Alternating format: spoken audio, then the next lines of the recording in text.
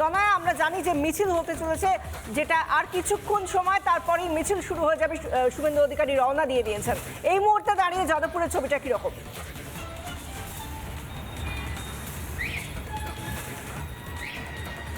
দেখো, Jadavpur Adobe bus stand থেকে আর কিছুক্ষণের মধ্যেই কিন্তু এই প্রতিবাদ মিছিল শুরু হবে এবং বিজেপি কর্মী সমর্থকেরা তারাও আসতে শুরু করে দিয়েছেন, জমায়েত করতে শুরু করে দিয়েছেন। কিছুক্ষণের মধ্যে বিরোধী দলনেতা শুভেন্দু অধিকারী তিনিও এসে পৌঁছবেন। আমি একবারে সরাসরি যারা রয়েছে তাদের সঙ্গে কথা বলবো। গতকাল শুভেন্দু অধিকারী কনভয়ের উপর হামলা এবং আপনাদের এটা পূর্ব ঘোষিত কর্মসূচি, কারণ মমতা বন্দ্যোপাধ্যায়ের ফাইল চুরি, পুলিশের ভূমিকা, নিন্দায় সরব, প্রত্যেকটা ঘটনাকে সামনে রেখে আপনারা আজ পথে নামছেন। আজকে আপনাদের এই পথে নামা, এই প্রতিবাদ, সেখান থেকে আপনারা কিসের ডাক দেবেন? দেখুন, আমাদের এখানে আমরা বিজেপি কর্মী সহ পুরো পশ্চিমবাংলার মানুষেরা দেখতে পাচ্ছেন যে এই মুহূর্তে যে রাজনীতির যে নোংরা খেলাটা হচ্ছে, সেটা আমাদের সাধারণ মানুষের জন্য খুব ভয়ঙ্কর একটা পরিস্থিতি তৈরি হচ্ছে। আর শুভেন্দু অধিকারী যেভাবে এই ভয়ঙ্কর নোংরা রাজনীতির এগেনস্টে যেভাবে বিরোধিতা করে যাচ্ছেন, তার উপরে আক্রমণ হচ্ছে, তারকে নিয়ে নানা রকম কুৎসা রটানো হচ্ছে। টিভিতে আমরা শুনতে পাচ্ছি কুণাল ঘোষ তিনি শুভেন্দু অধিকারী সম্পর্কে বলছে।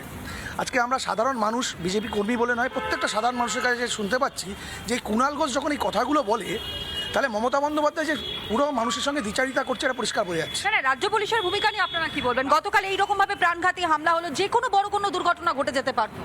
রাজ্য পুলিশকে আমরা নাম রেখেছি দলদাস। তৃণমূলের দলদাস হচ্ছে রাজ্য পুলিশ। আমাদের বিভিন্ন জায়গায় এখনও পর্যন্ত বিভিন্ন জায়গায় আমাদের বিজেপি কর্মীদের উপরে যেভাবে আক্রমণ হচ্ছে, পুলিশ এফআইআরটা পর্যন্ত নেয় না। সেখানে শুভেন্দু অধিকারী একজন বিরোধী দলনেতা, তার এফআইআর পর্যন্ত নিতে চাইনি, সেটা আমরা কালকে টিভিতে দেখতে পেয়েছি, আপনাদের চ্যানেলের মাধ্যমেই দেখেছি আমরা।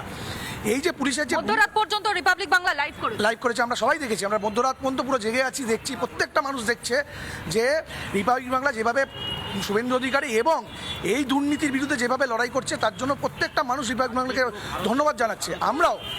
আমরাও প্রত্যেকে রিপাবলিক বাংলাকে ধন্যবাদ জানাচ্ছি যে রিপাবলিক বাংলা যদি না থাকে পশ্চিমবাংলার হিন্দু সনাতনীদের যে কি পরিণতি হতো, সেটা আমরা আজকের দিনে বুঝতে। কিন্তু আপনারা বলছেন রিপাবলিক বাংলার জন্যই খবর সামনে এসেছে, কিন্তু মমতা বন্দ্যোপাধ্যায় তিনি তো বলছেন যে আমরা নাকি দালালি করছি। মানুষের হয়ে কথা বলতে গেলে তিনি নাকি দালালি দেখেন। উনি তো দালালি করবেই, উনি তো বলছে আমরা দালালি করছি সনাতনের জন্য, না রাজ্যের জন্য কোনো, না ওনার ভাবনা চিন্তা আছে না কিছু। ওনার খালি ভোট ব্যাংক দরকার আর তুষ্টিকরণ দরকার। মুসলিমদের একদম ভুল বুঝিয়ে আমাদের বিরোধী করা। আপনি বলুন, যত রাজ্যে এনডিএ সরকার, আমাদের 17-18টা স্টেটে আমাদের নিজেদের সরকার, কোন স্টেট থেকে মুসলিমদের বের করে দিয়েছে?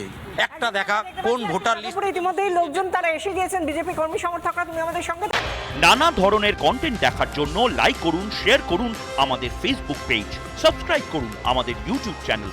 পাশাপাশি অন্যান্য ব্রেকিং নিউজের জন্য অবশ্যই চোখ রাখুন রিপাবলিক বাংলায়।